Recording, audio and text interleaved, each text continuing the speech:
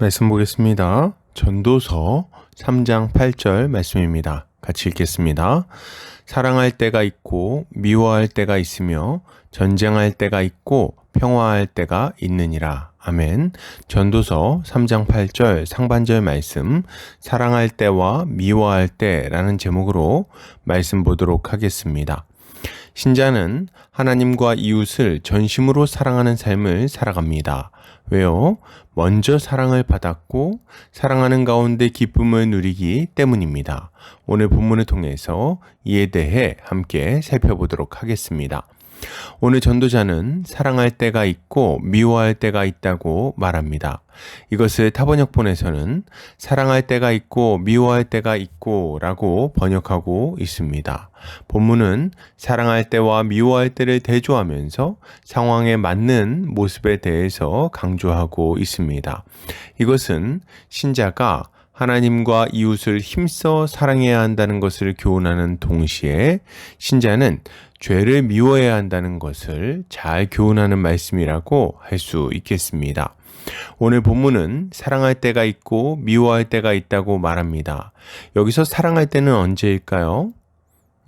사실 이 질문은 적절하지 않은 질문처럼 느껴집니다. 왜 그렇습니까? 신자에게 있어서 사랑할 때는 언제나이기 때문입니다. 하나님은 율법을 통해 자신의 뜻이 무엇인지를 자기 백성들에게 알리셨습니다. 그리고 하나님의 율법을 두 가지로 요약해보면 그것은 하나님을 사랑하고 이웃을 사랑하는 것으로 요약할 수 있는 거죠. 우리는 하나님을 사랑하고 이웃을 사랑하며 살아가야 합니다. 그러면 우리가 하나님을 사랑해야 될 때는 언제일까요? 항상이죠. 우리가 이웃을 사랑해야 될 때는 언제입니까? 항상입니다. 우리는 항상 사랑하는 삶을 살아야 하는 거예요. 그러면 미워할 때는 언제일까요? 당연한 말이지만 우리는 하나님을 미워하거나 이웃을 미워하지 않아야 됩니다. 이것은 어떤 상황이든 동일하게 적용되는 원리예요. 이것은 이웃이 악을 행한다 할지라도 심지어는 우리를 핍박한다 할지라도 마찬가지로 적용되는 이야기입니다.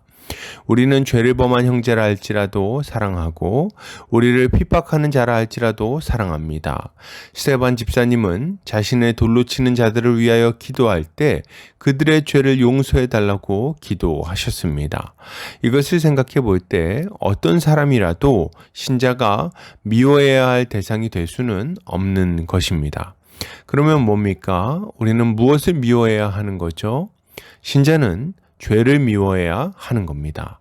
죄를 미워한다는 것은 첫째로 우상 숭배를 미워해야 된다는 말을 하는 거예요. 하나님 외에 우리를 주관하려고 하는 모든 것은 우상입니다.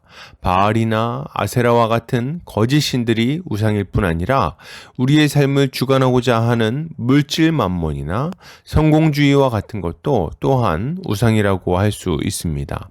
신자는 이런 거짓된 것들이 우리의 삶을 주관하는 것을 미워해야 하는 거죠.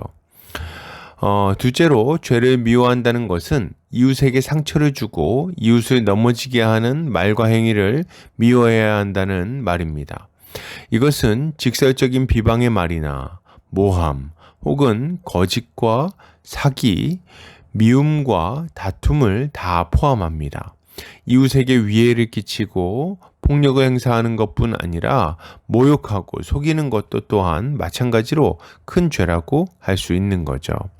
우리는 이것을 미워하고 이런 삶을 살았던 우리의 옛사람을 미워해야 됩니다. 우리는 그것을 미워하고 싫어하고 혐오해야 되겠어요. 아니, 그런데 꼭 그렇게까지 꼭 그렇게 미워해야 됩니까? 그냥 적당히 반성하고 끝내면 안 될까요? 안 됩니다. 우리가 이것을 미워하고 혐오하며 적개심까지 가져야 되는 이유는 만약 이것을 적당히 반성하는 정도로 멈췄을 때 끊임없이 끌어오르는 우리의 죄성을 결코 막을 수 없기 때문이에요. 그런 의미에서 우리 주님은 참으로 우리의 좋은 모범이 되십니다. 주님은 끊임없이 사랑하셨고 단호하게 미워하셨어요. 주님은 하나님을 사랑하셨습니다.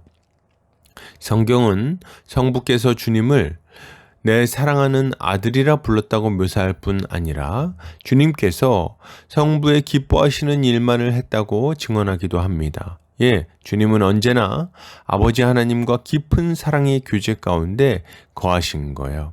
주님은 아버지 하나님을 뜨겁게 사랑하셨는데 이러한 주의 사랑은 주의 전을 향한 열심으로 나타났습니다. 그래서 주님이 성전에서 환전하는 자와 장사꾼들을 내어 쫓으실 때에 성경은 주의 전을 사모하는 열심이 나를 삼키리라 하신 말씀이 성취된 것이라고 설명합니다.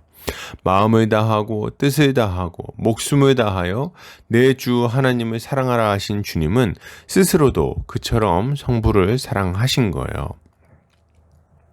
또한 주님은 이웃을 사랑하셨습니다. 어떻게요? 자기 목숨을 아끼지 않고 내어주셨죠. 주의 사랑을 가장 잘 보여주는 것은 십자가입니다. 성경은 주께서 십자가 지실 때가 가까이 왔을 때 그가 제자들을 사랑하시되 끝까지 사랑하셨다고 말합니다. 예, 주님은 끝까지 사랑하셨어요. 얼마 후에 도망갈 제자들의 발을 씻겨주셨고 3번이나 부인할 베드로를 위해 이후에 꼭 돌이키라고 당부의 말씀을 주기도 하셨습니다. 그리고 심지어는 주를 팔아넘길 유다를 향해서 부디 그렇게 하지 말라고 경고하기도 하셨죠. 예, 주님의 모든 말과 행동은 제자들을 향한 사랑과 우리를 향한 사랑의 기초에 있었던 거예요. 심지어 주님은 십자가상에서 조롱하는 자들을 위해 기도하기도 하셨습니다. 주여 저들의 죄를 사하여 주옵소서. 이것이야말로 주님이 끊임없이 사랑하셨다는 것을 보여주는 확실한 증거들인 거죠. 이렇게 사랑하신 주님은 또한 단호하게 미워하는 분이기도 하셨습니다. 주님은 원수 마귀를 미워하셨고 죄와 사망의 권세가 횡포를 부리는 현장에서 분노하기도 하셨습니다. 그렇기에 주님은 마귀를 쫓아내기도 하시고 병든 자를 불쌍히 여겨 고치기도 하신 거예요. 주님은 나사로의 죽음 앞에서 슬퍼하는 이들을 보시고 분노로 몸을 떨기도 하셨습니다. 예, 주님은 죄로 말미암아 찾아온 이 모든 비참한 현실을 보시고 미워하시고 그것을 바꾸기를 원하신 거죠. 이제도 주님은 죄가 사람의 인생을 파괴하는 것을 보시며 분노하십니다. 죄와 사탄의 횡포에 대한 주님의 분노는 십자가를 통해 뱀의 머리를 짓밟는 것으로 나타났으며 장차 이 모든 것들을 영원한 불못에 던지는 것으로 나타나게 될 거예요. 그러므로 여러분, 이것을 생각해 볼 때 신자가 가져야 될 마땅한 모습은 무엇일까요? 가장 먼저 우리는 자신을 들여 우리를 사랑하신 예수 그리스도를 믿어야 되겠습니다. 주님은 우리를 위하여 기꺼이 십자가를 지셨어요. 그 사랑으로 인해 우리는 죄사함을 받았고 하나님께 용납받게 된 것입니다. 우리가 그 사랑을 안다면, 그 사랑을 맛보았다면 그를 믿고 그를 따르고 그에게 순종해야 하는 거죠. 또한 우리가 이미 예수를 믿었다면 이제 우리는 하나님을 사랑하고 이웃을 사랑하는 삶을 살아야 하겠습니다. 마음을 다하고 뜻을 다하고 힘을 다하고 목숨을 다하여 하나님을 사랑해야 됩니다. 그리고 내 이웃을 내 몸과 같이 사랑해야 하는 거죠. 우린 이런 삶을 살아야 됩니다. 이런 삶은 당연한 말이지만 말로만 이루어지지 않습니다. 우리는 손을 내밀어서 이웃을 섬겨야 되겠어요. 이렇게 할 때 하나님을 향한 사랑과 이웃을 향한 사랑이 밝히 드러나게 되는 것입니다. 그리고 우리는 죄를 미워하고 멀리해야 되겠습니다. 죄가 우리의 삶을 파괴하고 이웃의 삶까지 파괴하는 것임을 알고 죄를 미워하고 혐오해야 하는 거예요. 그래서 다시는 그 죄에 넘어지지 않도록 주의해야 하는 것입니다. 이것이야말로 그리스도의 십자가로 죄 씻음을 받고 거듭난 신자가 가져야 될 마땅한 모습일 것입니다.